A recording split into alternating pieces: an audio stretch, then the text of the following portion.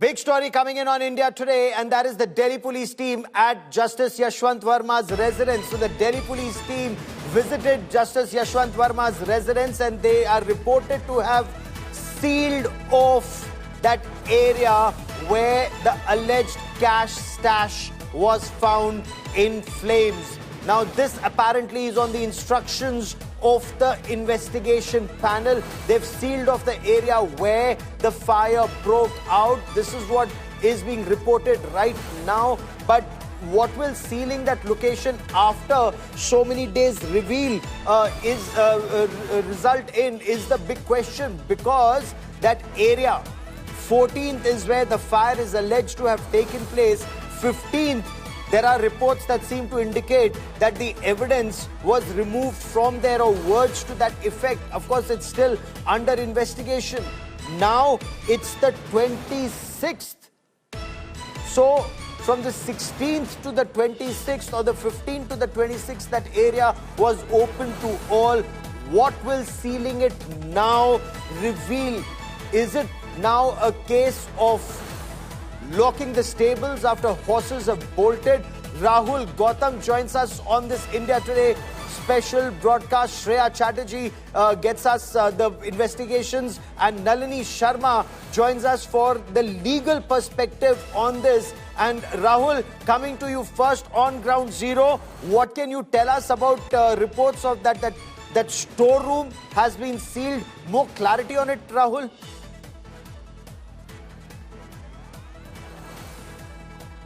Well, this afternoon, a team of Delhi police arrived at the residence of Justice Verma. Earlier also, we know that yesterday also there was a team, the in-house inquiry committee that has been formed by Supreme Court.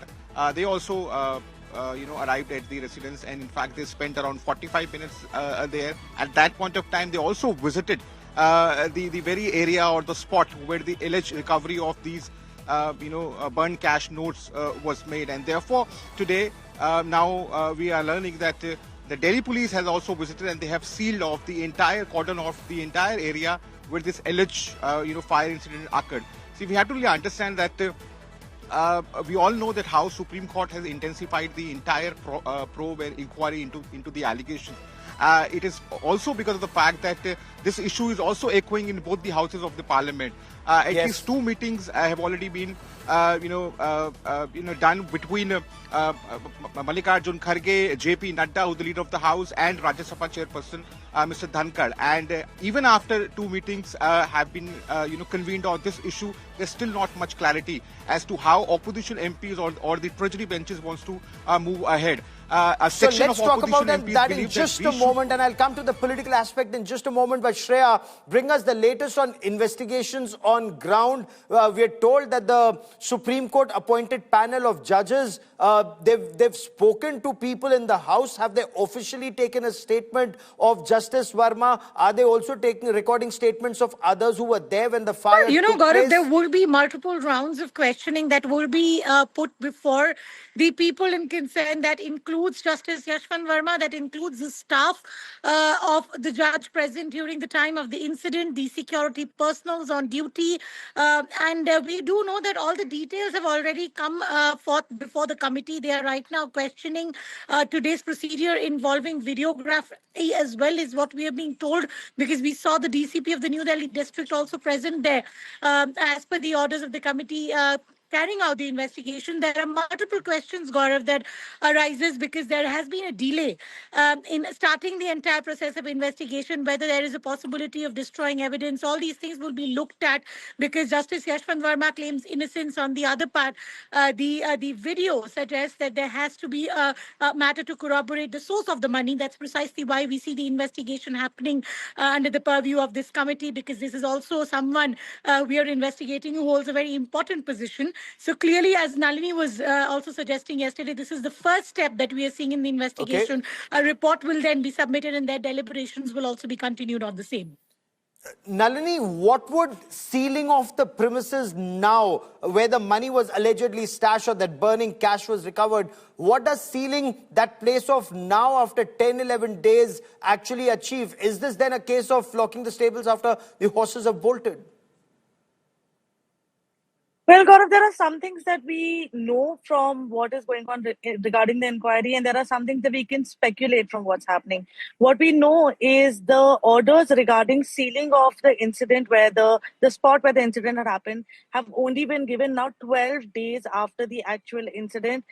So that means that there were clear lapses by certain authorities, especially the first responders who were there on the spot, in not being able to follow the due procedure to ensure that all the evidence is preserved right at the very beginning. So there is no lack of clarity at a later stage about what was found, what was not found, what was already there, what was brought in from outside. So these kind of confusing things should not have happened if the authorities had followed the due procedure.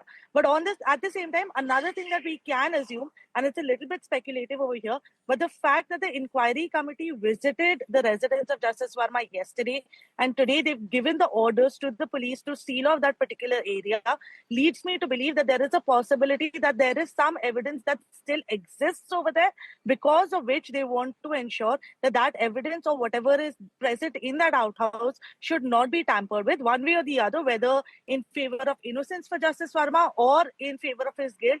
There is some crucial evidence that still exists in that particular spot 12 days after which it has happened, because of which the inquiry committee has also asked them to seal it. Now, the inquiry committee, like you know, Okay. there are 3 judges who've all flown in from different high courts. So we're given to understand that they will be staying in Delhi till the time the inquiry is not complete, because it's not feasible for them to fly back and forth. And that also means that there's going to be a slightly expedited inquiry because they're all sitting judges. They have to go back to their daily jobs. How soon can they file the report before the Chief Justice is a crucial question that we have to answer right now. And also, how long will the center take in actually approving the transfer of Justice Verma to Allahabad High Court, like has been recommended by the Supreme Court Collegium?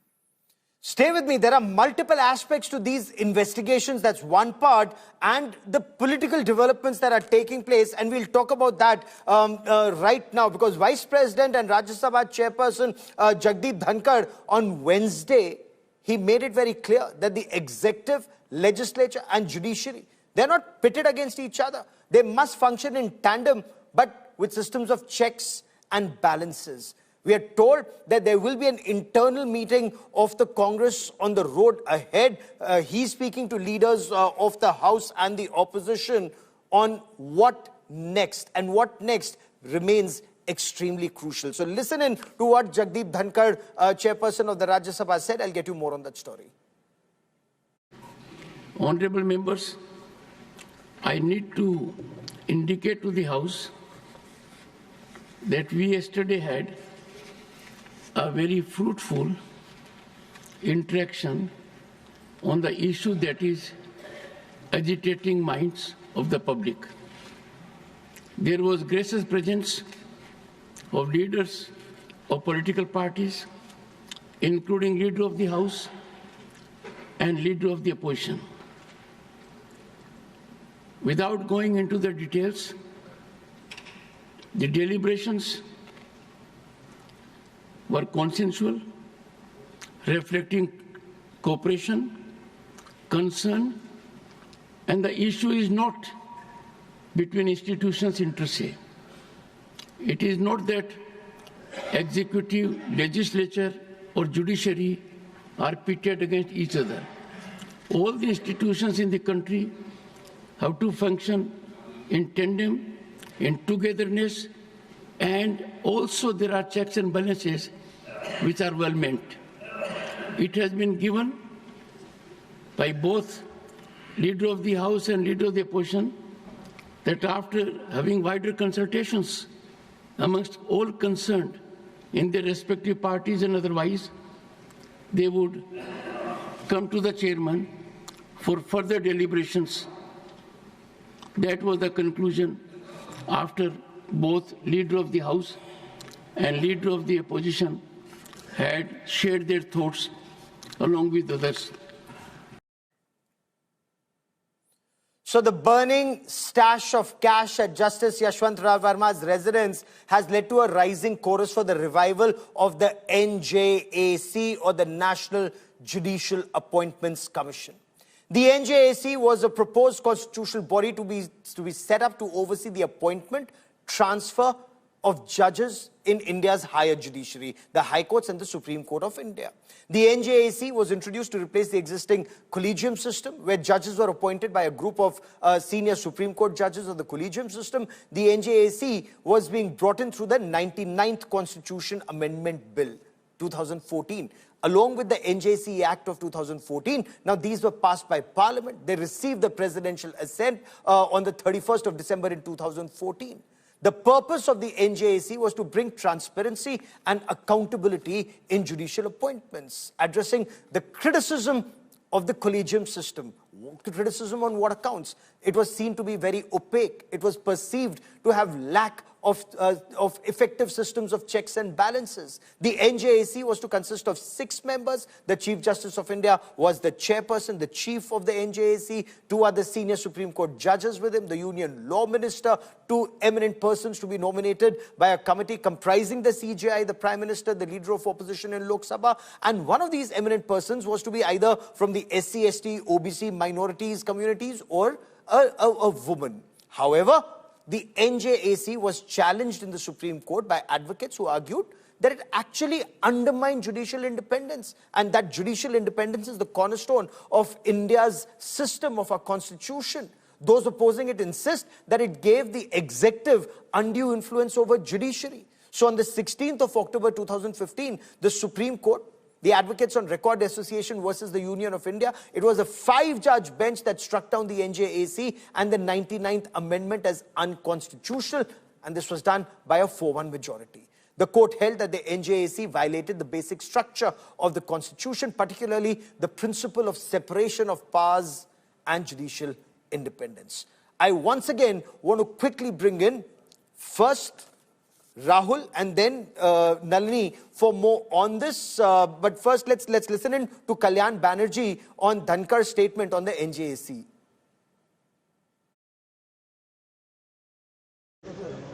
Under Article 143 of the Constitution of India, all authorities exist in aid of the Supreme Court, not in derogation of the Supreme Court. The criticism of the judgment by one of the constitutional authority is highly deprecable. No discussion of public interest or bringing about any legislation cannot be held in an antechamber. 2015 में एक राय से एक कानूनी व्यवस्था बनाई थी, and that constitutional structure that emanated unanimously with one abstention from the Parliament, endorsed by state legislatures, should be rule of law, because it was sanctified by the Honorable President by appending her signatures under Article 111. Now is the befitting occasion for all of us to reiterate that, because that was a visionary step endorsed by Parliament. And imagine if that had taken place, things would have been different. Imagine if that had taken place, things would have been very different. Rahul, the Rajya Sabha chairperson Jagdeep Dhankar is very clear. Is this entire conversation in Parliament now moving in that direction, revive the NJAC?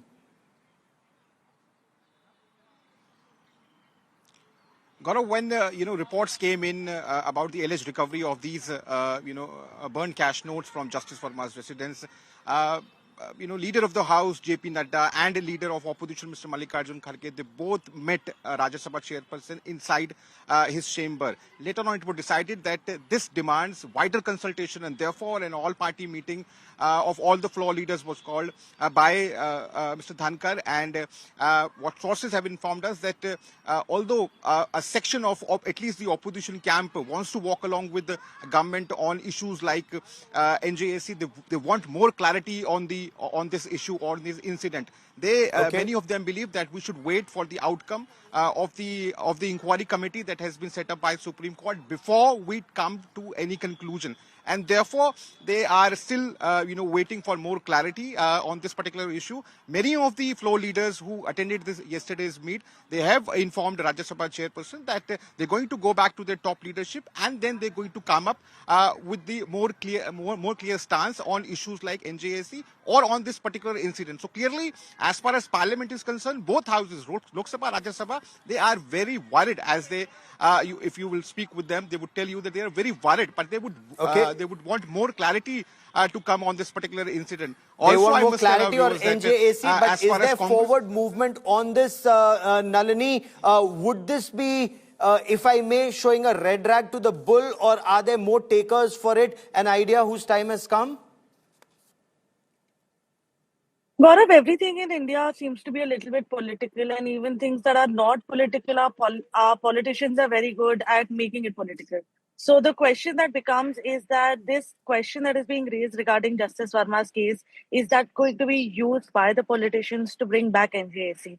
Now remember, NJAC as an idea itself was put up before the Supreme Court. The Supreme Court looked into its validity, and finally, like you correctly pointed out, a 5-judge bench decided that it's giving executive too much power, and hence NJAC in the current form cannot be brought back by the center. There will have to be some tweak that has to be done to the NJAC plan for it to actually pass the scrutiny of the Supreme Court itself. So what kind of tweak they bring in, because as you remember, senior advocate Fali Nariman, who passed away recently, had for a long time been proposing the idea of a National Judicial Commission, which was on lines of the NJAC, but the committee was slightly different, the functioning was slightly different. So whether some route of that kind is going to be taken by the center, using Justice Verma's case as an example to bring back a law to fix this entire problem of the manner in which judges are appointed, is something only time will tell.